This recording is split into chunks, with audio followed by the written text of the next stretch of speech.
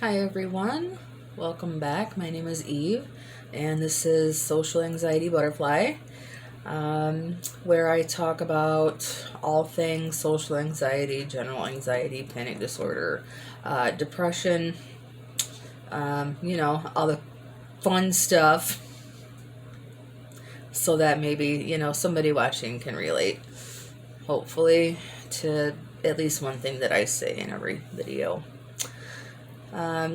Today, I want to talk about a few things. Number one, and I don't know if this has anything to do with social anxiety,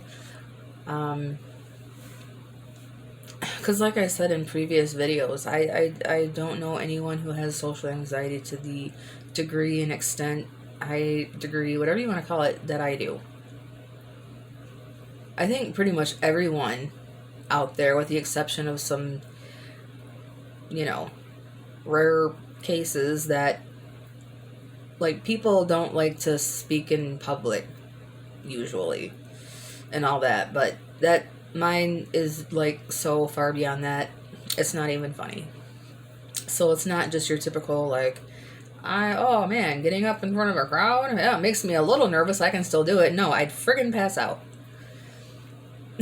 if I had to do that.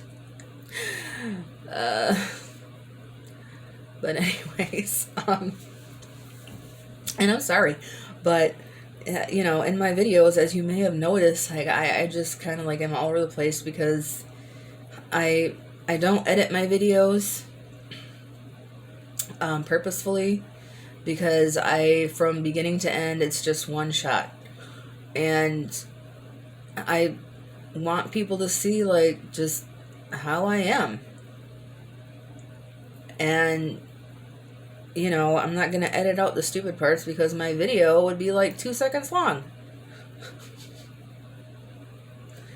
But anyways, okay, moving on. One thing that I do is I take on other people's embarrassment. Again, I don't know if that's a social anxiety thing, but I do not like myself. Who likes to be embarrassed? I do not like to be embarrassed. Okay, and I also do not like confrontation. And I literally, like, when I have like if I watch like a talk show, and it's like, oh, after this break, Tony's gonna confront his mother, I will change the channel. Because it's that uncomfortable for me to see somebody else's embarrassment. It's watching somebody else confront somebody else, even if it is on TV. I just change the channel. I can't bear to watch it. Which might sound crazy for, like, regular people, but I don't know. It's just weird. And like, another thing that I do is, like, and maybe, again, maybe a bunch of people do this that have this same things that I do, but I'm like a people watcher. Like, if you're in the mall and you sit down on one of those, like, benches, by the stores, and you just kind of like watch people, like, walk by and hear the things that they're talking about and see what they do and whatever else.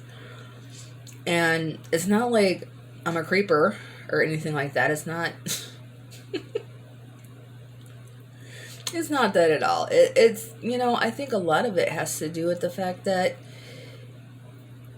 I like to study and watch people, because I just, like, it's like I'm looking for the things that I can do to do that stuff myself, like, out in public. Like, I just, like, kind of sometimes, like, am in awe of people, like, wow, they just said that, or I don't know, I just look at people's, like, behaviors and just little things that they do to somehow see if, I can like mimic that and feel like halfway normal when I'm in social situations. It's weird. And even me, I'm hearing the way that I'm saying all this. Yes, it sounds like extremely weird to me, but it is what it is.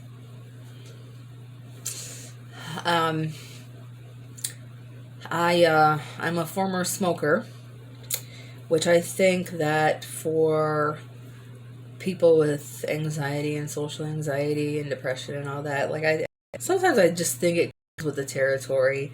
Like, it was so, and people out there watching don't smoke, but it was so nice when I did smoke because I had just a ready-made excuse of like just removing myself from other people. Oh, gotta go outside, I'm gonna have a smoke, and be like, how much more of this, like, outing can I take, or whatever's, wherever I'm at. It's just like it was just a way for me to like remove myself and be away from people for 5 minutes or whatever. But I quit, and now I don't have that, so that kind of sucks. But what are you gonna do? Oh my gosh. The things. Okay, now I want to know like your guys' thoughts on like therapy or no therapy for something like this. I mentioned in I think my last video to where, you know, I was told maybe I should go to therapy at this point, just because my medications aren't, I'm just not at the level that I need to be, people. Okay, like for anxiety and depression and all that. Okay, think I'm far from the mark, but it's like, so it was suggested to me, well, maybe I should go to therapy. And the thing about that is that I have social anxiety, so why the hell would I do therapy? Why would I'm gonna sit there and speak to somebody about this stuff?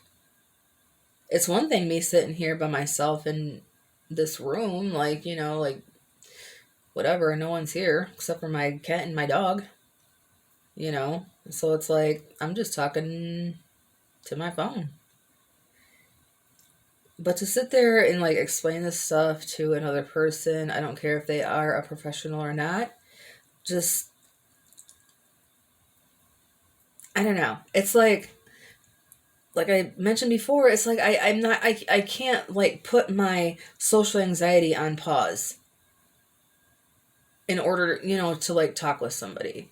Like, I'll have that anxiety later on. Let's do this. It's like, no, you don't do that. That's not how it works. I mean, and I've heard of like, like the cognitive behavior therapy or whatever it's called, CBT, and stuff like that. And like the idea behind that is to slowly put yourself into um, stressful, anxiety producing, situations, a little bit at a time. And the theory is that the more you do it, the better it'll become. Honestly, if that has worked for you, and I would like to know how, because I'm in my early 40s, people, and it has not gotten any easier to deal with. I mean, oh, you're afraid of heights? Let's go to the tallest, highest floor, and do that 50 times, and I bet you won't be scared of heights anymore. That's not how it works. You're, I don't know. If you have deep anxiety over something, then crap like that, just, I'm sorry, in my mind, is not going to work. Maybe if you have, I mean, do people even have mild anxiety? I don't even know what that is. Because to me, mild anxiety would be the same thing as a regular person's like stressful day or stress or whatever. I mean, I can't even wrap my head around it. It's like in my mind, you're either like filled to the brim with anxiety, or you're not. I don't know. I don't know. And there's a thing, my mom mentioned the other day or yesterday that I guess in school now they like this like mental health room that students are can go in if they're like you know have anxiety in school or in class whatever, and they just need to like remove themselves, go into this room. They can calm themselves down. I kind of like I get it, but at the same time, even if they would have had that back in the day when I was in school, that would not have helped me in the least at all. That would not have helped at all, because unless they're gonna let me stay there the whole day by myself, then I mean eventually I'm gonna have to go back to class. So it's like I don't know. School was first the absolute nightmare. I ended up quitting my senior year because I couldn't take it. I just it the anxiety levels were, like outrageous. And like the worst thing that a teacher could say, in one of my classes was like, "Kids, let's get in a group. I wanted to die." That's the last thing I want to do. Get into a whatever.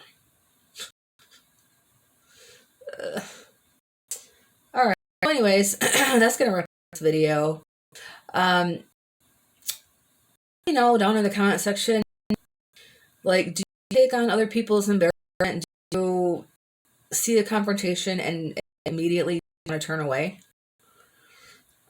So yeah, let me know that, and I will see you in the next video.